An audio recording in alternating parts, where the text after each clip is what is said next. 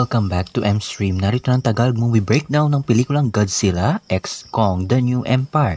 Ano-ano kaya mga detalye, Easter eggs at references ang hindi mo napansin sa pelikulang ito?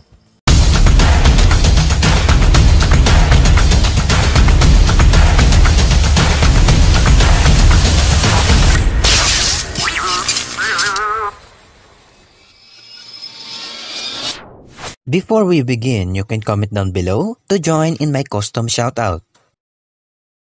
Sa 10 taon ng Monsterverse, ito ang pang-anim na live-action movie na kanilang proyekto. Nagsimula ang pelikula sa Hollow Earth at makikita na natin ang halimaw na ito na tinatawag nilang Wart Dogs.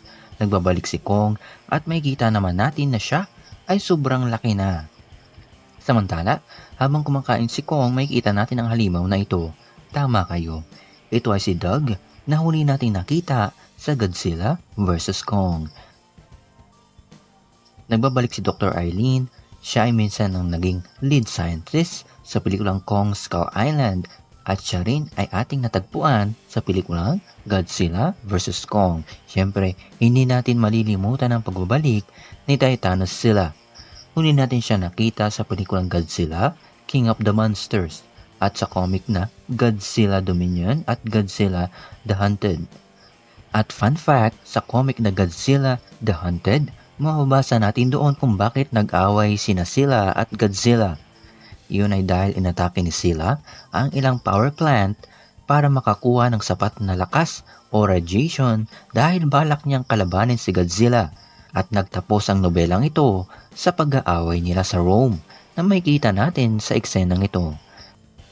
Nagbabalik si Gia at alam naman natin na siya ang huling natira sa kanyang tribo na tinatawag na Iwi Tribe na nakita natin sa pelikulang Kong Skull Island.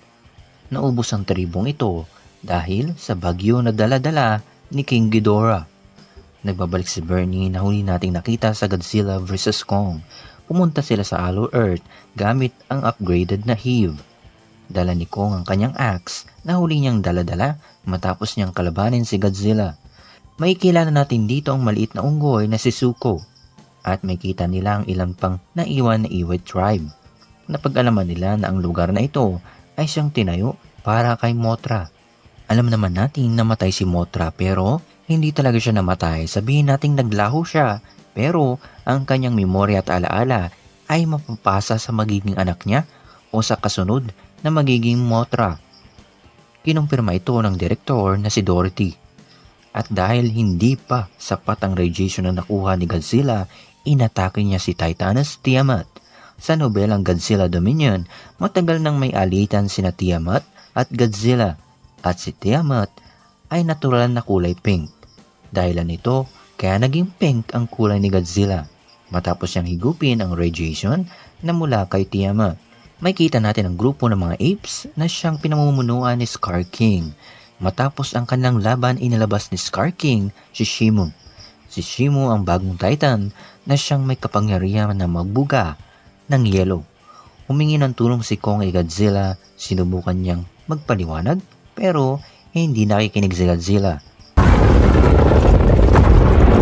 Hanggang sa inawat sila ni Mothra.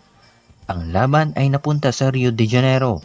Ang labanan sa Godzilla vs. Kong ay laban ng lakas upang mapatumba ang isa sa kanila. Ngayon, lumalaban sila ng sabay at iisa. At yan ay ilan lamang sa mga nakita ko sa pelikulang ito. Sana masundan pa ang Monsterverse. Huwag kalimutan mag-iwan na like, subscribe ka na kung bago ka dito. I'll see you around.